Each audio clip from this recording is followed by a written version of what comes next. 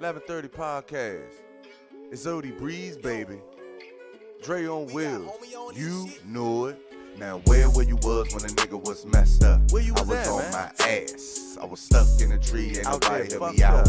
Ain't nobody help me down. I was faded, I was drinking, I was popping the molly, I wasn't thinking, but I'm grown. Yo, now, what it so do, it's everybody? It's your man Dre, aka Dre on Wheels. Welcome back, you guys, to a new episode of the 11:30 podcast. What's goody? Yeah, you guys joining me here for a new episode, man. How you doing out there?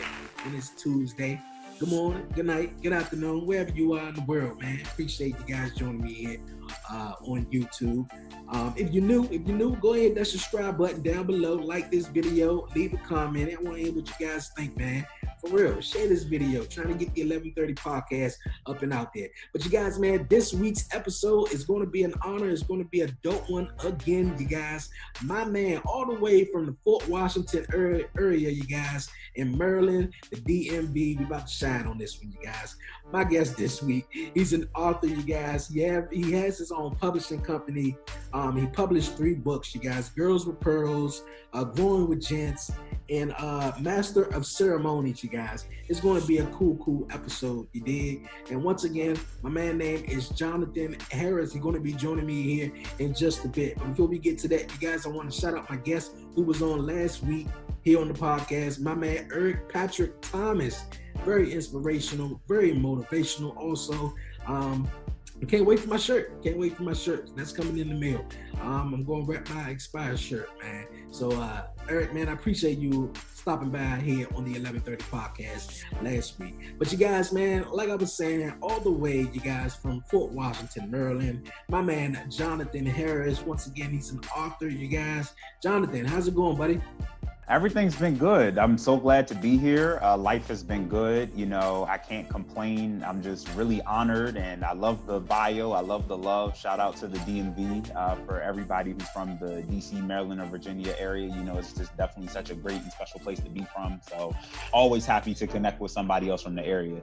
Cool, man. Cool. I appreciate you reaching out to me. I was listening to AG's Truth podcast, and I was hearing her say how you reached out to her, and I thought that was cool. And she's been podcasting since about May, and I've been podcasting for 9 months, almost going on 10 months, and it's real cool. And I thought I think it's also an honor when people reach out to me, and I've been podcasting, like I said, 9 months, close to a year. So, John, I appreciate that. And once again, appreciate you joining me here on the podcast. Definitely an honor. One of my goals, believe it or not, in 2020 was to get more connected with progressive-minded people. I feel like one of the first steps to success is you have to be in an environment of success. You got to be around people who also talk success, think success, feel success, and more importantly, live it. So, even though I don't necessarily podcast and you may not necessarily write books, we still have a like-mindedness for wanting to be better than what it is we currently do. So it was definitely important that we got a chance to link, and I'm glad we got to do this. Cool. For all my viewers who's joining me here on YouTube this week on the podcast, and of course my guest right here is Jonathan Harris. For something they might not know, can you tell them a little bit something about you? Sure. So real quick, born and raised, like you said, in Fort Washington, Maryland. I'm the youngest of 2. I actually have an older brother raised by my mom and my dad. My mom is a realtor. My dad works in law enforcement. I work at Lincoln University, which is actually in Pennsylvania. So I do a lot of work with youth mentorship, a lot of works around working with young men of color, whether that's mentorship, doing events for them, or just putting them in situations so that they can be successful while they're in college. Outside of that, I am an author. I recently just lost about almost 120 pounds from July of 2019 to present date. And I guess in terms of personal hobbies, I love to walk. I am a huge fan of video games. And Monday nights at 8 o'clock, I'm usually watching Monday Night Raw. I'm a huge WWE fan. So, come on, man. Like, we just connected. It's just the beginning of the show. I had some questions to get on with you about the weight loss, man. Congratulations on that. I think you said you lost over 100 pounds. So that's really, really awesome. I was on your IG, man, and, I was like, okay, what else, I want to talk to my guy about. I know he's an author, and he published books, and he had his own published company. And I seen you with a SmackDown Live shirt on. And you were at WrestleMania 34. And I was talking to my fiance, and I was like, oh, man, he was at WrestleMania. When I'm going to make it there. Like, I want to make it there one day. And I thought that was just so cool. My guy, you said it was a childhood dream. How was it? How was that experience? Oh my goodness, it was like the absolute best. So fun fact, that year WrestleMania 34 was actually in New Orleans. That was the second time that I had been to New Orleans. We had just went, my cousin and I went 2 years prior. He was a senior in high school at the time, and I kind of helped him a lot with his college process. So he was considering Xavier University, which is in New Orleans, and we have a cousin down there. So we actually stayed down there. And then when we found out that WrestleMania 34 was going to be in New Orleans, I was like, this is our excuse to go back, because we had talked about going back anyway. So we had both, just saved up our money and went. But WrestleMania is just such a different experience, almost, if not over 100,000 people. New Orleans itself is just a very live place. Like I said, family down there, so I got to catch up with family a little bit. But then not only that, we got to go to the Hall of Fame ceremony. So for those who don't watch wrestling religiously, the day before WrestleMania, there's a Hall of Fame ceremony for some of the past wrestlers who are being inducted that year. So it was just like a life-changing experience, getting to hear the music live and the bass and the audience screaming, and championship matches and just that live energy, man. When I tell you, the only part that I did not like about the trip, we had to leave like the next morning at 5 a.m. So literally WrestleMania ends at midnight, and then getting on a flight right afterwards, I was like spent. But it was, definitely being there with my my younger cousin, just I can't wait. Corona's tearing me up because I want to go to a show so badly. So that's so awesome, man. That's so awesome. Yeah. So you're a big wrestling fan. Huge wrestling fan. I've been a wrestling fan since 2001. I was 10 years old. So we are going on, I just turned 30. So next year will be 20 years since I can say like I've been a wrestling fan. I probably missed like a handful of shows in my life in terms of like actually watching it on TV. And I've been in person to maybe 20 shows, mostly like the Raw and SmackDowns, which are the weekly televised events. And then I've been to a couple pay-per-views, only one WrestleMania. So we got to definitely put that back on the list to go back to a wrestling fan. But yeah, I am a huge, huge wrestling fan. Cool, man. Cool. We're going to hop right back into that conversation a little bit later on. I want to thank my viewers just thinking I'm just thanking my other podcast on his one, because my other podcast is Talk Pro Wrestling. I definitely going to have to get you on that one too, so we can talk some wrestling also. But like I said, you are an author. You have your own publishing company. You published 3 books, Girls with Pearls, Growing with Gents, and Master of Ceremonies. Can you tell me a little bit about those books? Sure. So we have to start with the beginning, which is Master of Ceremonies, a Male's Guide for a Successful Life. I never keep them too far away from me. But basically in 2016, or 2015, I should say, I'm sorry, I was 24 years old at the time. I was having some car troubles.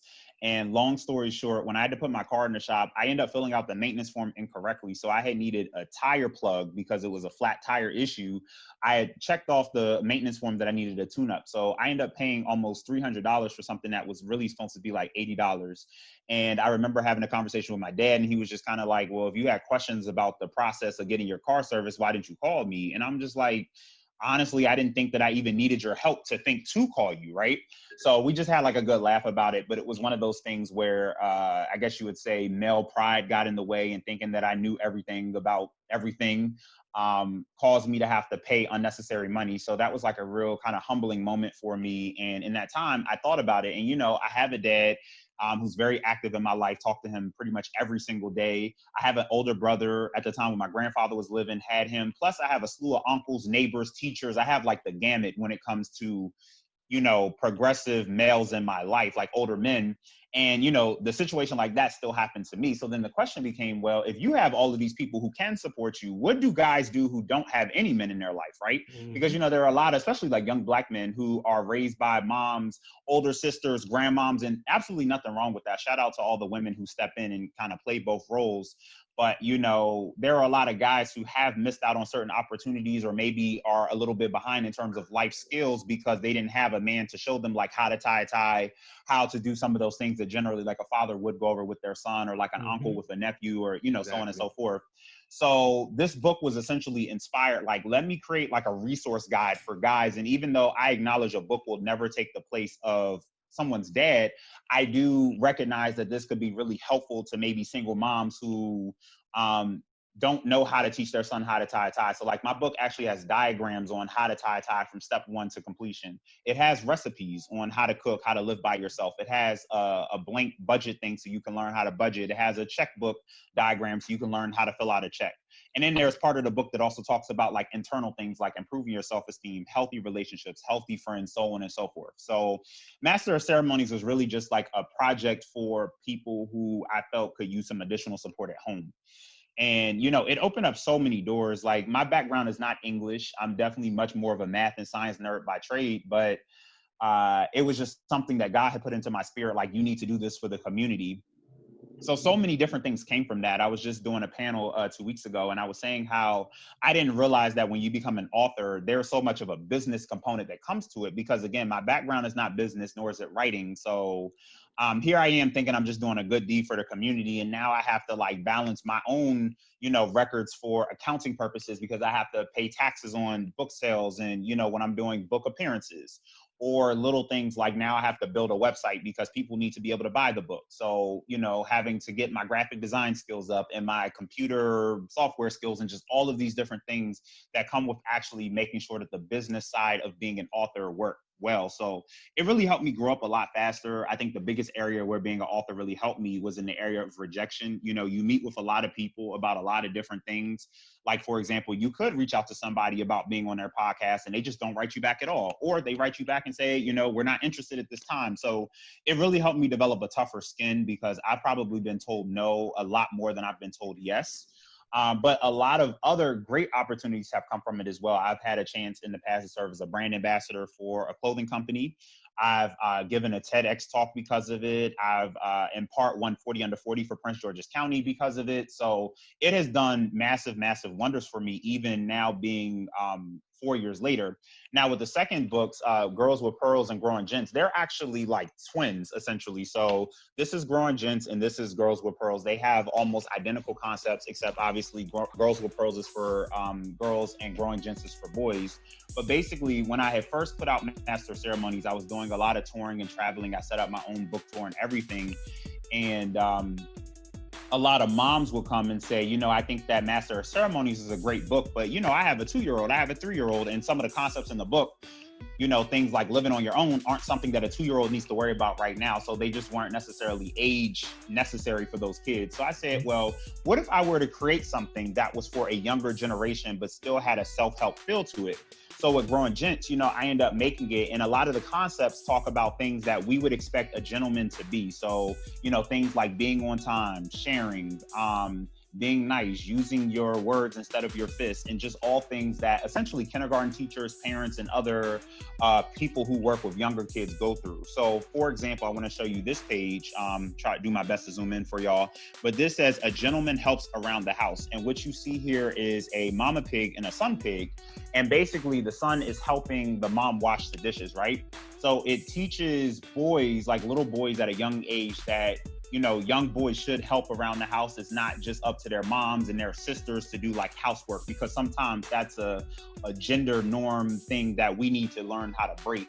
Mm-hmm. And then the same thing with the girls book, there's a picture of a female lioness standing next to a male lion. And it says a lady stands beside a gentleman, because, you know, I definitely want young girls to believe and to know that they are just as valuable, even though girls are different than boys. So I tried to use animals and different imagery to communicate different like values and lifestyle choices. Okay, that is so awesome. Those are the 3 books. Okay, that is awesome. What inspired you to become an author?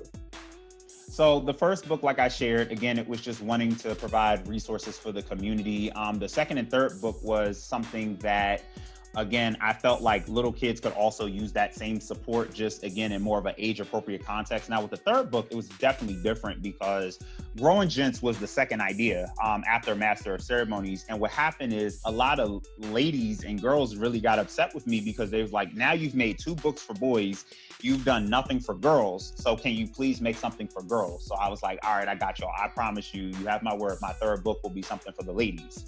So Girls with Pearls was essentially the spinoff to Growing Gents, so that girls could have something too. The trick with that one, though, and you're gonna laugh at this story, is that I was actually in a Red Lobster in, I guess you would call it like Camp Springs area.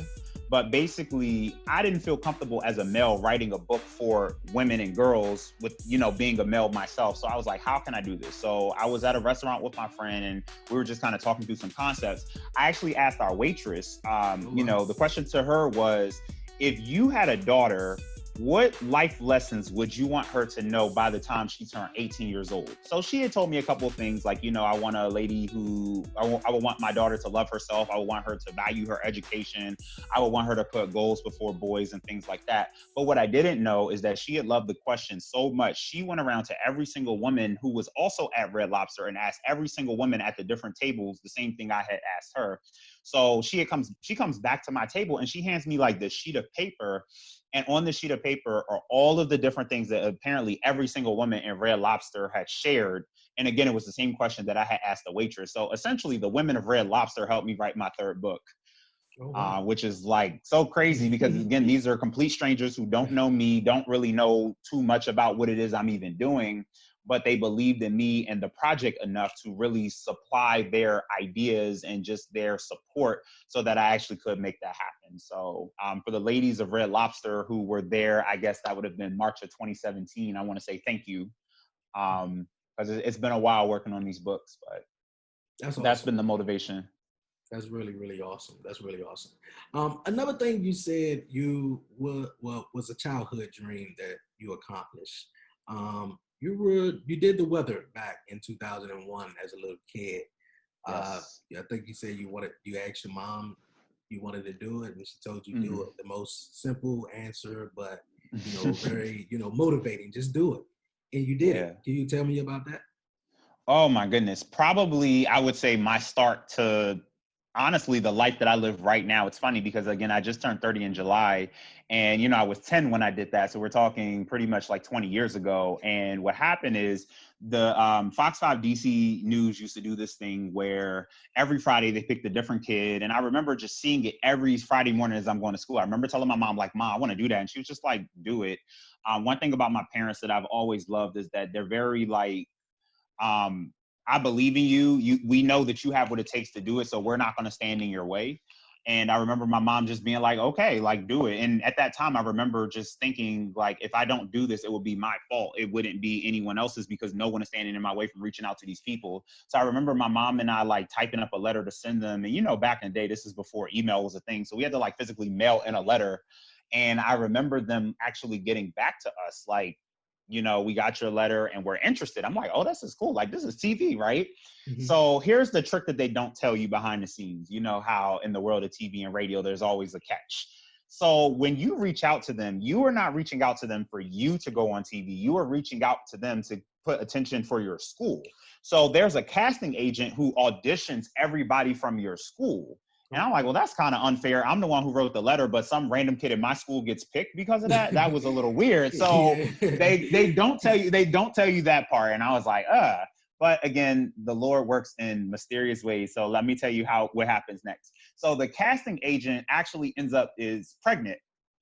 So she leaves on maternity leave. So they don't audition any kids. And they were like, well, you wrote the letter, so you get to go on TV. Wow. So God does work in mysterious ways. Yo, listen, I would have been sick if I had wrote that letter and then like one of my friends, I not at 10 years old, like being older now, like I would have been happy for the person, but at 10 years old, that would have been a really hard conversation I have to have with me. Like you did all the legwork and they picked somebody else to go on TV because of the letter and the stamp that you wrote.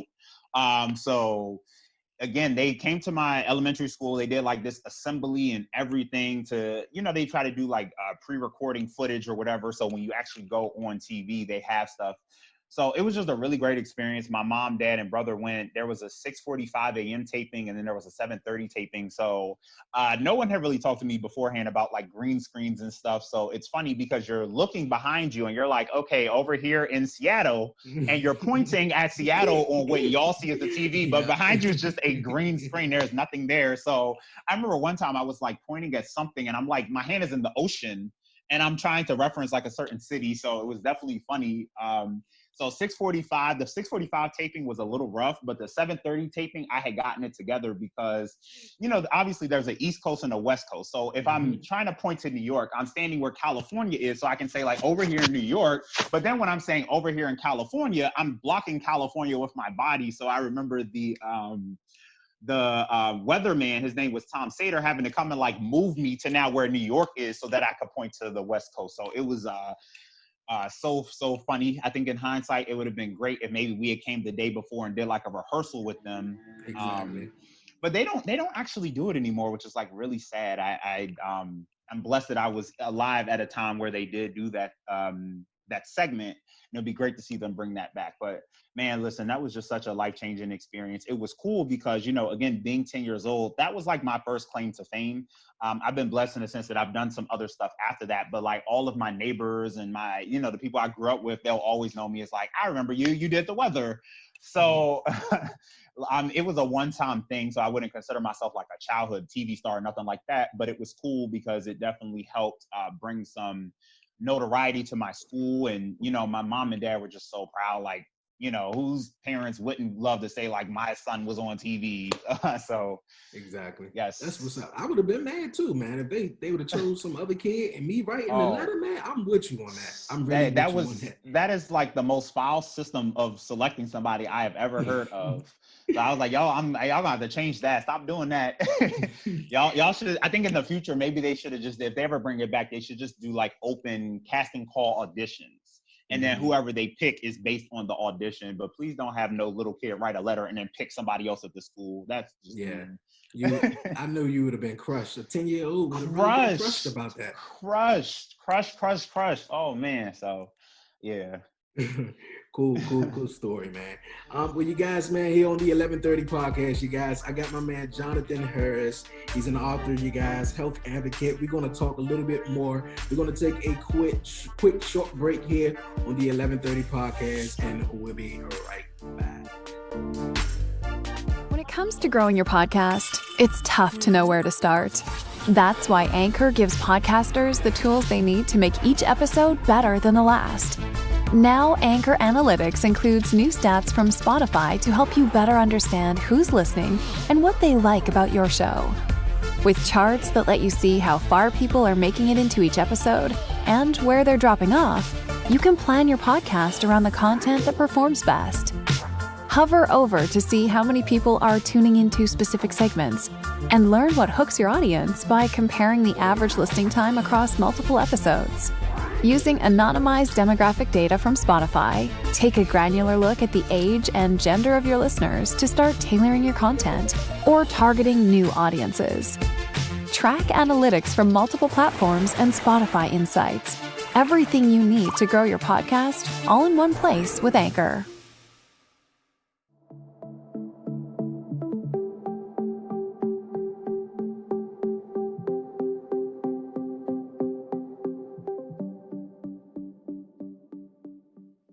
Yo, you guys, welcome back here to the 1130 podcast. You all want to give a shout out to my big brother, Zodi Breeze. I appreciate you, bro. I appreciate you, man. They dig the music, man. They dig the music. Hey, you guys, man, welcome back. I got my guest here, Jonathan Harris, you guys. He's a publishing author. He has his own book, man. He got 3 of them, you guys, man.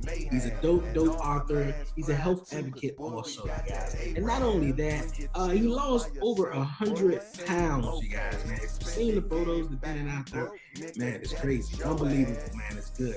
But Jonathan, man, how did you do it? And, you know, what was the process, man?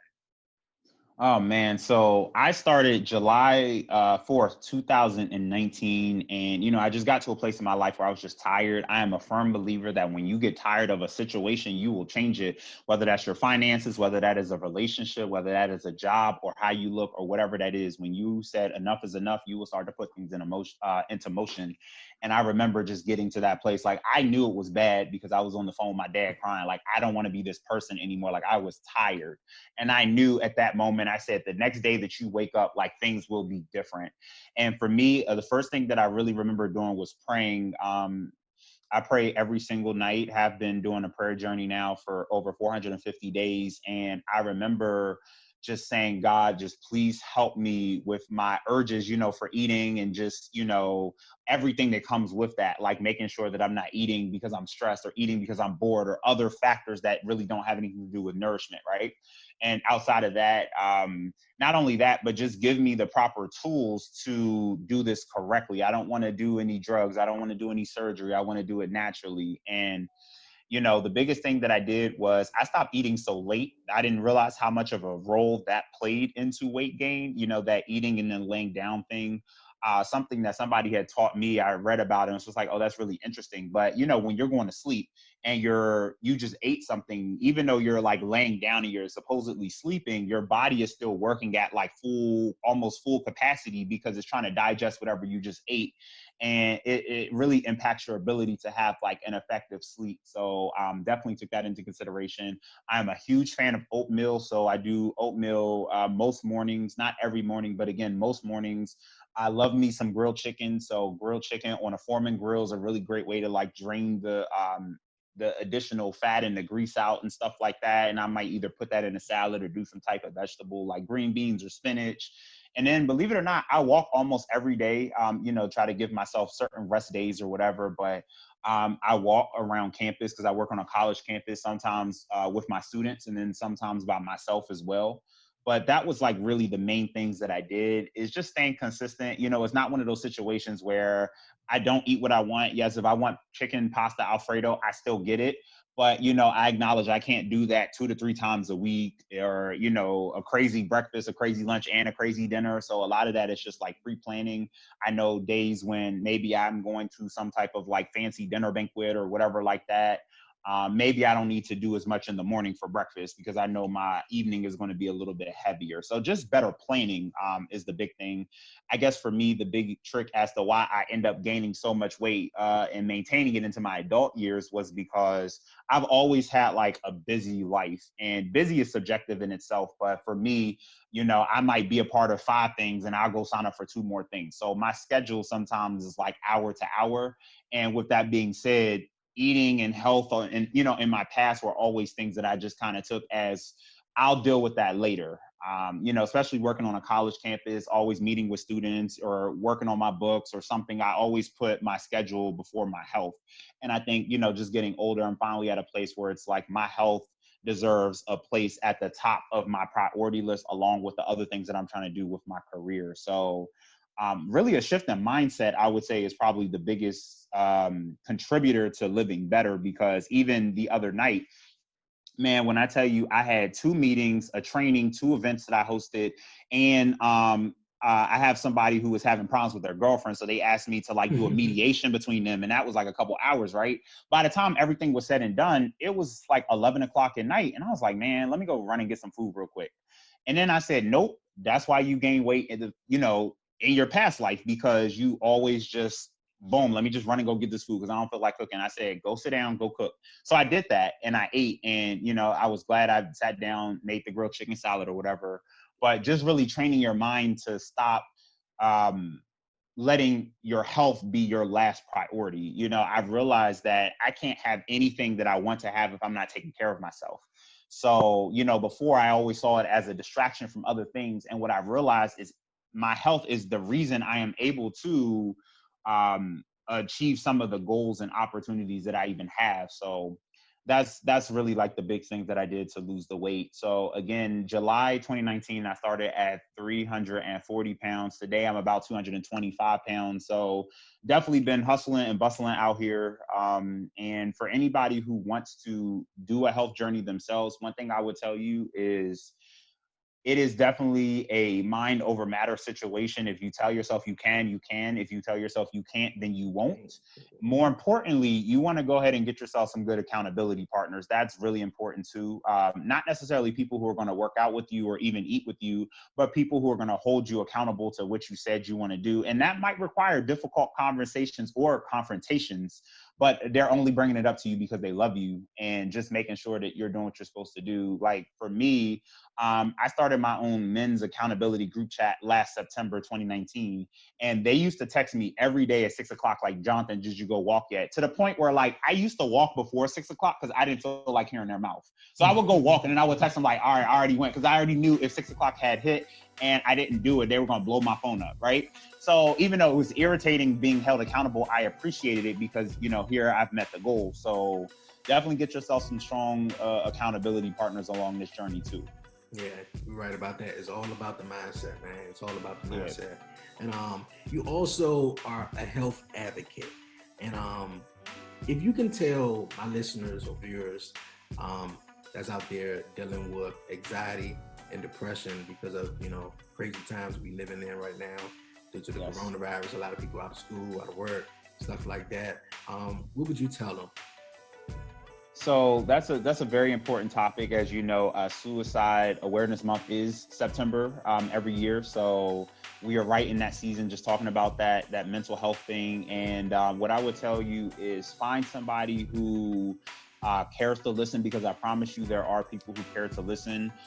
More importantly, find healthy and safe activities that can help you relieve stress. And by health and safe activities, I mean things that aren't going to hurt you in the long run. So you want to stay away from things like smoking, drinking. Those would not be considered safe activities, but instead things like reading, walking. Some people are really big into meditation or prayer. Some people might even do video games, but of course that in moderation too. So you just want to find ways to kind of relieve stress. And more importantly, you want to give yourself boundaries and give other people in your life boundaries too. I was just talking about this on the panel. I think a lot of times when it comes to our relationships with other people, generally speaking, some of the people who probably bring us the most heartache throughout our life are people we generally don't have strong boundaries with. And that was something even going into 2020, just in full transparency, because I like to be honest with people, I have struggled with. My general personality is very go with the flow and easygoing. So sometimes people do things and don't even feel bad that they did them because they're just like, oh, Jonathan don't care. And the truth is that I do care. It's just that maybe I'm not going to be, belligerent about how I feel, but I'm still bothered by it. So I've definitely had to learn how to have conversations with people about things that have offended me or things that I don't necessarily care for. And, you know, those who really care about you will definitely understand that. And you'll find that your relationships will run better with people, which over time will result in less conflict because you are setting those boundaries. So I think that even though, yes, we talk about mental health being an internal thing, there are some external things that you can do too to ensure that those in your space are not adding to your stress load. Cool. Appreciate that answer. Of course. Because, depression is real and anxiety is real. So, me in the wheelchair at times, dealing with anxiety, before I leave out the house, the heart start beating real fast. You got to realize, okay, take a deep breath. It's going to be okay. Or just dealing with depression. Like I dealt with depression before, just being stuck and not knowing, exactly what to do, how to get there and how to do it. So, Steve Harvey is one of the guys that I really admire and I look up to because, just what he preach and stuff and what he say, just, write stuff down and pray and, things to get better and stuff. It's more to it though, but most definitely just writing stuff down and manifest what you want in life. Right. That is so real. And I try to do the same. I actually have a notebook that I use. It's kind of like my life planning notebook. It has everything in there from prayers to goals to, I even have a page of just accomplishments. And the reason I took the time to write that down is because some days I do get down on my luck. I'm a human being. And every now and again, I need a reminder that, in my past life, I've been able to accomplish certain things. So my present self, I would like to think is even better than my past self. So if old Jonathan can do it, new Jonathan can still do it. So that's kind of my reminder. But even in there, I have a page just devoted to things that I'm self-conscious about. And that is my kind of like my, I guess you would say, goals list of things that I want to work through. So I'll give you an example. Back in 2015, right before I even started working on the books or the first book, one of the areas that I was extremely self-conscious about, you're going to laugh when I say this to you, was my voice. I hated the way that my voice sounded. So like, I wouldn't want to listen to like voicemail recordings or any playback that had my own voice. Like I couldn't watch videos of things I was a part of. And I was just extremely self-conscious about how I sounded. And it was because like, I guess I've never had like a super deep voice growing up or whatever. So a lot of times like people would say like it's a feminine voice or whatever. So I, just again, being younger and in that age of bullying or whatever, like I used to really internalize those things. But it was like, as you get older and you become more comfortable with like who you are, you kind of care less and less about what other people have to say. But I remember carrying that into my 20s, like still feeling self-conscious. And ironically enough, a mentor of mine in the entertainment world had offered me a radio show opportunity. So it was like the perfect chance for me to kind of get over that phobia of how I sounded, because it's radio. So you're talking and you have to hear it back and all of that stuff. So at this point, I don't even care. Like I love the way I sound. But again, 5 years ago, I didn't. So going back to what you said about writing it down and letting it manifest, like I have a notebook just to kind of write out what I want out of my life. I have a page just for, relationships. Like, when I finally start dating and things, like, what am I looking for in a relationship? What am I not willing to settle for? All of that stuff. So I'm definitely a fan of writing it down. Cool. That's dope, man. We're going to move on here on the 1130 podcast. Are you a big fan of the versus battles? I like them a lot. They're very cool. I don't think I've ever sat through an entire one, to be honest with you. Yeah, me neither. But I have seen, I guess so far, I think I saw the one with Beanie Man. I saw Monica and Brandy. Oh my goodness, there was a couple others that I've seen, but those are the two that just popped to my head recently. I think it's a really good celebration of music, especially being someone like I was born in the early 90s. So a lot of the people who are featured are people that I actually grew up with. Mm-hmm. So for me, it's just such I'm so excited. I love them. Okay.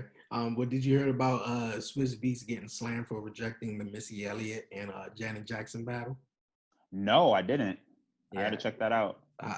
Would you be interested to seeing Janet Jackson versus Missy Elliott, or?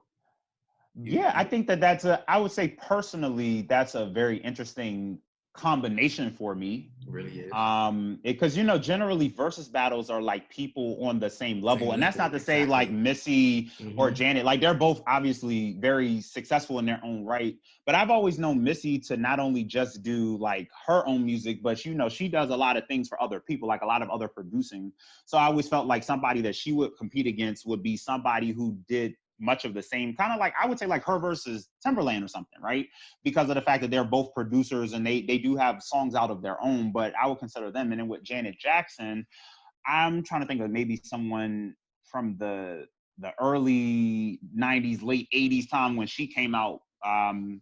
Maybe Mariah Carey, maybe not, or maybe Mariah Carey might be more like Mary J. Blige. But I just say all that to say, I wouldn't necessarily put those two together as something that I would consider like a good versus battle. I think individually they're both great, but I don't know if together that would really mesh up well. Like for example, with Patti LaBelle versus not Diana Ross, Gladys Knight, right? Like that was a good mashup. So yeah.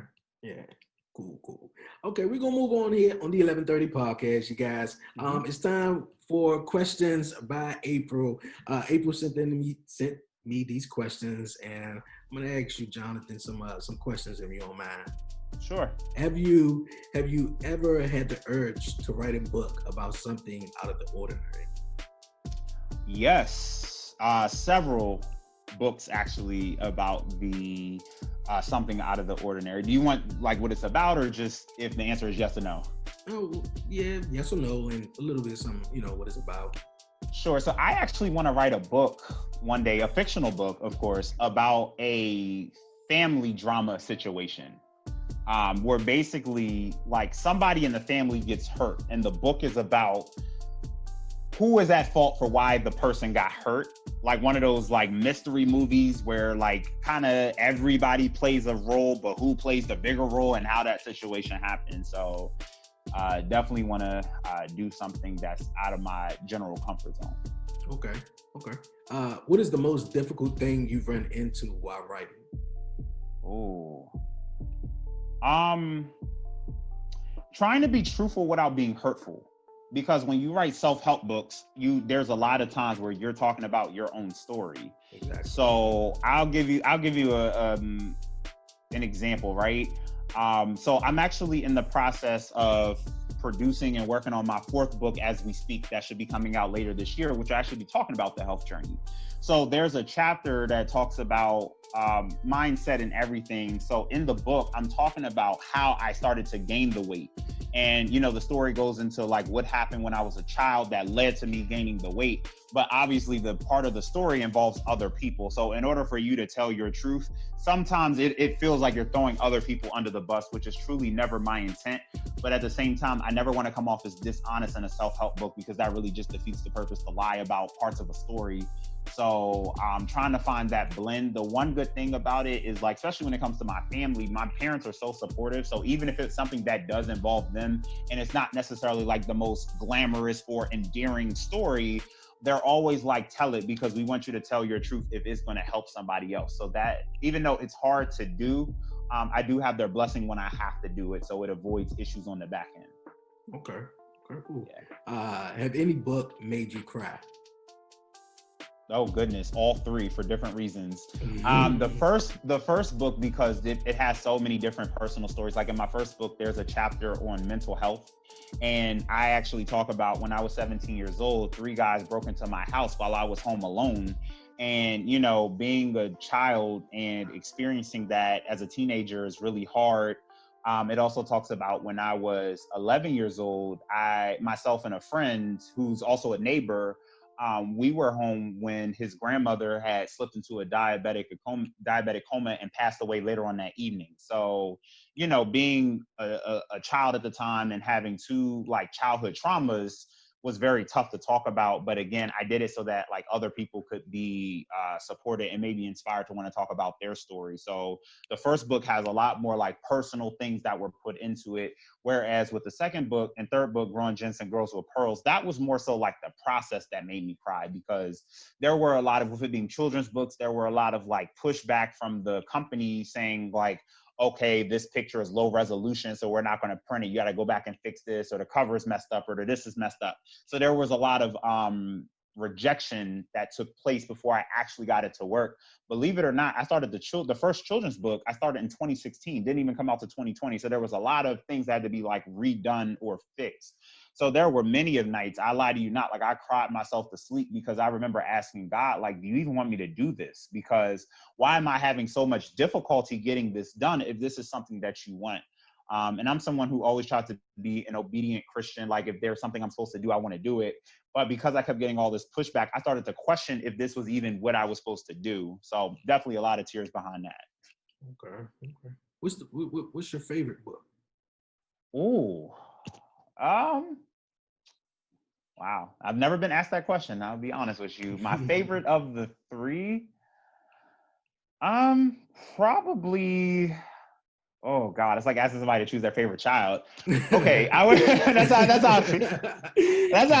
how it feels. No, I guess I would say Master of Ceremonies, because that's the first book.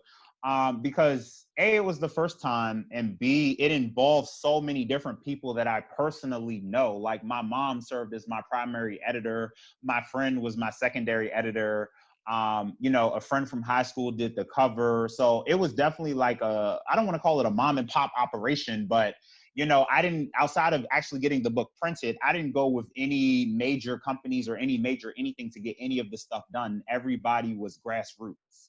So it was nice to be able to bring other people into the project and to give them stuff for their portfolio. Like one of the images in the book is a chapter on traveling out of town by yourself for the first time. So I actually have my friend who is serving as the model carrying a suitcase.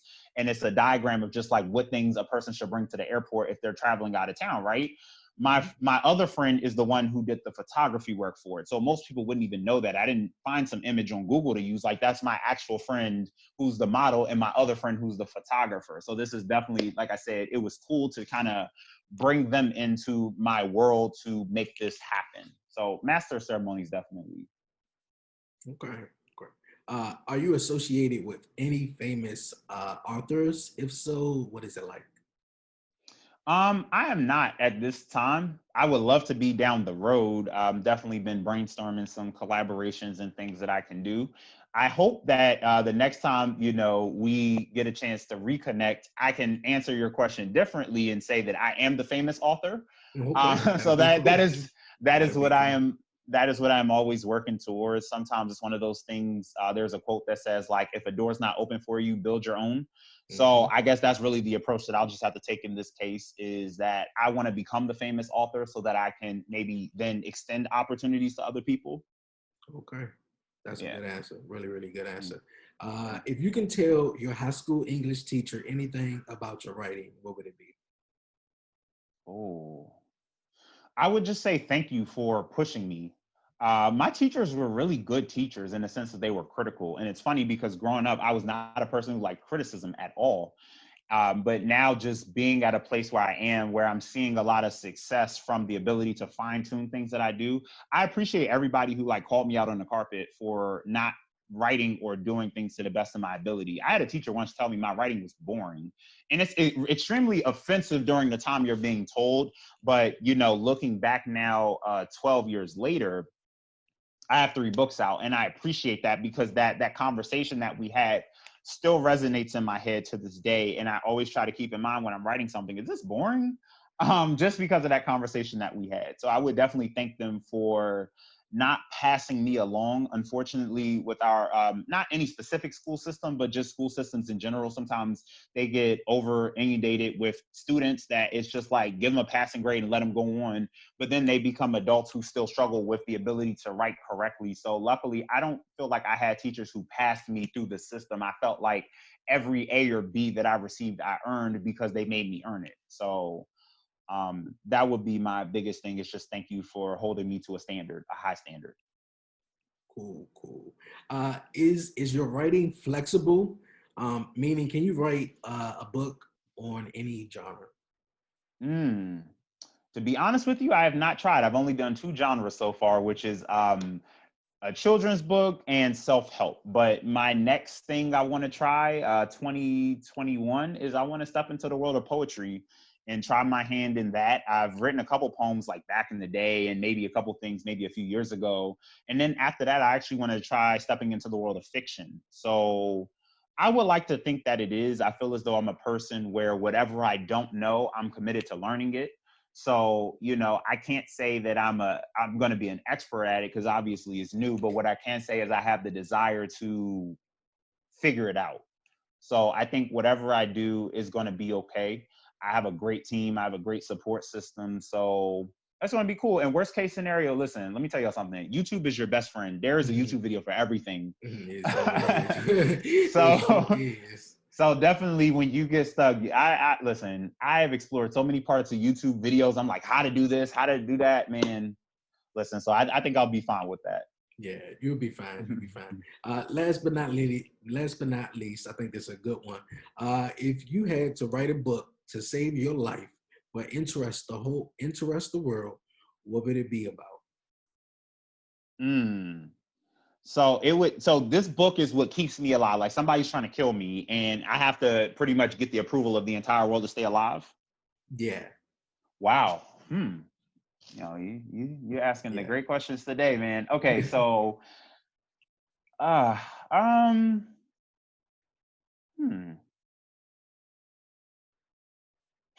this is gonna sound really, really, really bad. But people would probably want to read about like my love life because I don't talk about it publicly at all. So I think just something like a romantic novel, or just like not even a romantic novel, but just a book that talks about like past relationships, or what, things related to that. I feel like people would probably just be curious just off the strength that, like, so I think that I think I could sell some copies about that. I think so. I think a lot of people are really into that love topic. So you write anything about love or relationships, everybody's going to go to it, especially, women. Yeah, but, definitely. Yeah, definitely though. But I appreciate you joining me here on the 1130 podcast. I appreciate you answering the questions. Before we wrap it up, you guys, before we go, it's time for the WTF moment of the week, you guys. Since Jonathan is my guest, I want him to go first. Any WTF, any crazy moments you have heard, seen, throughout the past week or anything? Yes. My WTF moment actually is something that I experienced, not even something that I saw or that I heard. Okay. So yesterday, I'm at dinner with one of my mentees who's like my little sister. And I get this message on Instagram, right? And you know how on Instagram, when you post on your Instagram story, if a person comments on the story, they will send you this like pretty much the picture of the story pops up and then their message. Mm-hmm. So the night before, I was with my godson. So it was just like Friday night with my godson with the little heart emoji. It was just a picture of me and him. So the person wrote back all, and then they put like a heart, like a little, it's the face with a couple hearts around it or whatever. So I'm not thinking anything of it. He's 2 years old, cute little boy. So I'm just like, oh, thank you. I'm not thinking nothing of it. Then it's just like, oh, you seem like a really sweet person. And I'm like, thank you so much. I appreciate the compliment. Then I said, like, I just try to be there for those I love. Because I'm thinking like they just appreciate, older Black man spending time with a young Black boy or whatever. I'm really not thinking anything of this. So then out of nowhere, they're like, are you a father? And I'm like, no, that's my godson. So now I'm getting irritated. I'm like, yo, reading is definitely fundamental, like godson, not son. So, and I got, the reason I got like irritated with it is because like recently, not even trying to be funny, but because of the weight loss, like people really hit me up more in the DMs and stuff. And I guess just being bigger my whole life, like I'm not really used to like romantic attention in that regard, especially in like DMs, like, and I'm definitely much more of a, like, if you're interested, you want to shoot your shot and talk to me, like, get to know me before you just whatever, like, don't like me based off of Instagram pictures. I feel like that misses the entire essence of a person. But let me get back to the story. So then they asked me, are you a father? And I'm just like, no. And then they're like, would you be mine? I'm like, So I'm like, I'm sorry, I'm a little lost. I'm confused. And they're just like, oh, never mind. Have a good day or something. I'm like, okay, you too. So that was a little odd. Because I never had a conversation with this person, like about anything. Don't know them, no formal introduction. So that was definitely like a WTF moment. Oh, wow. Yeah, definitely different. I've gotten some, I don't want to use the word crazies in the comments, but people have definitely said some things. Strange things. Strange things. And I'm just not even that type of person at all. I'm so like, let's go to the park or whatever like that. So like when you come crazy in the DMs, I'm like, you must have found the wrong person. I can forward you to some of my friends who are into those good time moments, but not over Instagram DMs. You don't even know me, sis. So that's crazy. That's really crazy. Definitely different. Right about that. Well, my WTF moment of the week, you guys, is not as crazy as, the past ones. But this story was very, very interesting. And I thought I'd share it, here on the WTF moment of the week. Are you a sports fan? Not too much, but it depends on the sports. Okay. It depends on the sport. Okay. Well, Maya Moore, she's a WNBA player. I don't know if you heard about the story where she married the guy she helped free out of prison. There's no stopping Maya Moore. 4 WNBA titles, 2 Olympic golds, dubbed the greatest winner in the history of the women's game. My urge is to go find a ball. But now she's putting down the ball indefinitely, stepping away to answer another call. Was it hard to walk away? It's hard, but when your convictions are moving you to a place that you know is right, it makes it a little less hard. That new place, fighting what she calls wrongful convictions. This call is from a correctional facility. On the line, Jonathan Irons. Arrested at 16, he was sentenced to 50 years for a non-fatal shooting. He's entering year 23. I'm not guilty of this. The more Maya investigated his case, the more she agreed. There was no physical evidence, no DNA, footprint, fingerprint. That began a journey for me of having my eyes open to, oh my gosh, people are in prison who shouldn't be there. So Maya shifted her game, now focusing on things that matter most to her, like freeing Jonathan. She's at the top of the mountain and taking a break to help me. That's so encouraging. We're almost at 40,000 signatures. What? When I give Jonathan a voice, so many other people get a voice.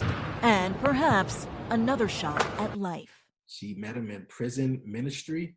So I thought it was a dope story that, she stayed down with him and helped him until he got out of prison. Because there's a lot of people, it's a lot that are in there for what they did, but there's very few that are in there who did not do it.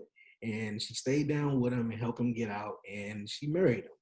But also, she have not been playing basketball for the last 2 years to help him, get released. And I thought that was a very, very dope story. The fact that, with basketball coming back, I don't know if her team made it to the playoffs or not, but the fact that, for the last 2 years, she, opted out of playing basketball to help him get out of prison. I thought that was cool. That is dope. That's definitely dope. Yeah. But you guys, man, Jonathan Harris, you guys, author, health advocate, my guy, I appreciate you joining me here this week on the 1130 podcast. Before we wrap it up, any shout outs you want to shout out? Anybody want to shout out? And also where they can get your books and where they can be able to get the fourth book when it come out and stuff, and also where they can follow.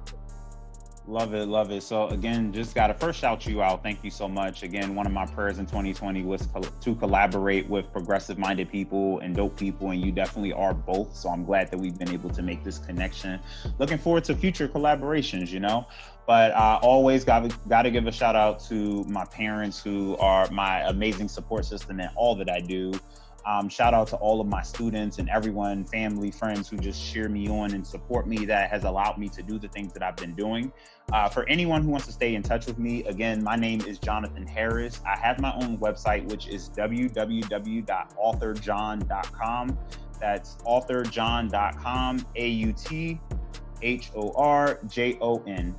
That is also my social media name. So Facebook, Twitter, Snapchat, and Instagram are all Author John. If you go to my website, www.authorjon.com/books, you will see all 3 of my books currently for sale. You can click on the link and it'll take you right to the page to purchase. So please stay tuned. I have more projects coming out. If you're not following me on Instagram, you can stay up to date with my health journey. I do my best to post every Monday, or if not, at least every other Monday. Just to give y'all some motivation, or just different pictures, different places I've been or things I've done. So would definitely love to just get connected more. Believe it or not, the pandemic has been beautiful for just getting connected to people. I went into Corona with 2,200 followers, and now I'm at almost 3,400. So we're on the road to 4K. I'm just continuing to trying to grow what I call the Jontourage, which is just people who support me and love me as I love and support y'all too. So again, thank you for having me. No problem, man. Anytime. You guys, Jonathan Harris, you guys don't forget to follow him and go get some books, man. Read, man. It's a time where everybody needs to read, because it's crazy times going on right now. But once again, Jonathan, man, I appreciate you joining me here on the 1130 podcast. Yo, Jonathan, man, I appreciate you joining me here on the podcast, man. Dope episode, you dig? Dope, man. You're welcome anytime here on the 1130 podcast. Once again, everybody, don't forget to follow my man, Author John. He's on Instagram, man. Go to his website, get the books, man. Buy the books. They dope. He also got a 4th book coming out later on this year. Can't wait for that one too, though. But once again, man, Jonathan, you're always welcome here on the 1130 podcast. I got to get you on, man. A wrestling podcast that comes out each and every Friday, you guys. I guess I can go ahead. It's the right time to plug it. But yeah, got to get you on my podcast. They come out each and every Friday, you guys. The 1130 podcast, Talk Pro Wrestling, where I interview all your favorite wrestlers, independent wrestlers, ring announcers, referees, all of the above, man. It's all wrestling. The 1130 podcast, Talk Pro Wrestling. That was a cool story how you've been to WrestleMania. And you heard my man say it on Bucks, man. 8 o'clock, Monday Night Raw. That's where I'm at, man. Me too. Me too. But I appreciate you joining me here on the podcast, you guys. And you guys, man, don't forget to follow the 1130 podcast on Twitter at Dre on Wheels. Follow me on Instagram at the 1130 podcast. Like the 1130 podcast on Facebook. Subscribe to the 1130 podcast on YouTube. And also, if you would like to be a guest here on the 1130 podcast, email me the 1130 podcast at gmail.com. That's the 1130 podcast at gmail.com. Once again, you guys, appreciate you guys joining me here for a new episode, man. Running out of time though. Gotta go, man. Yo, this your man Dre, aka Dre on Wheels. Appreciate you guys joining me here this week on the 1130 podcast. I'm out.